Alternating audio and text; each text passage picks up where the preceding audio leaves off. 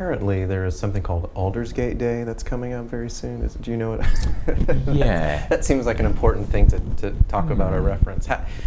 That's the story that it's like the first story you have to learn as a Methodist. I think about what happened at Aldersgate.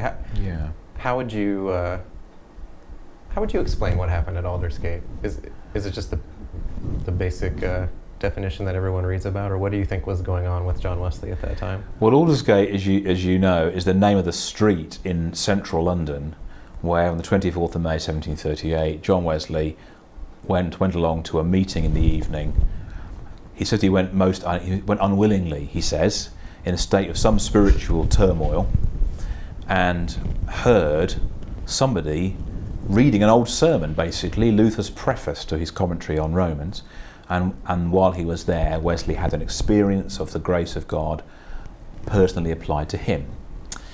And while Wesley himself didn't make a huge amount of that experience in later life, Methodism since the late 19th century has made a great deal of it and commemorated the 24th of May as Wesley Day, and the Sunday before, the Sunday closest to that date, as Aldersgate Sunday. Oh, okay. So we had Aldersgate Sunday last Sunday here, and the 24th of May, of course, midweek this year, and I think the recognition is that midweek services don't get a great attendance, so we tend to keep the festival, as it were, on the nearest Sunday.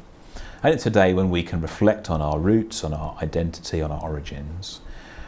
And there's been a great deal of scholarship around what actually happened to Wesley in that room in Aldersgate Street, whether it was when he became a Christian, whether it was when he became a Christian set free from the anxieties and almost neurotic taking of his spiritual pulse that he was doing as a younger man, and whether that liberated him for the outward going mission which became then part of his life.